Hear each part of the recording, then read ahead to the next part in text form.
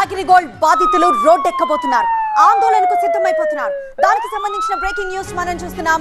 ఆందోళనకు సిద్ధమవుతున్నారు అగ్రిగోల్డ్ బాధితులు. ఈ నెల 15లోగా చెల్లింపులు జరపాలంటూ డిమాండ్ చేస్తున్నారు. లేని పక్షంలో చలో విజయవాడ చేపడతామని హెచ్చరిస్తున్నారు. జైలుకు వెళ్లేందుకైనా సిద్ధంగా ఉన్నామని ప్రకటిస్తున్నారు.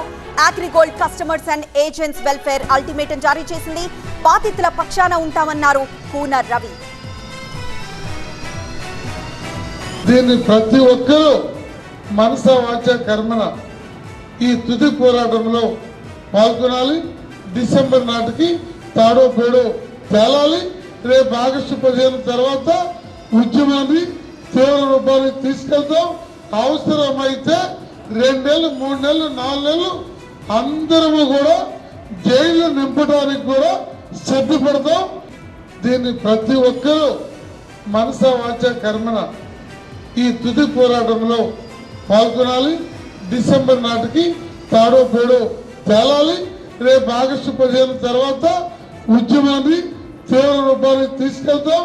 అవసరమైతే 2 నెలలు 3 నెలలు 4 నెలలు అందరము కూడా జైలు నింపడానికి కూడా సిద్ధ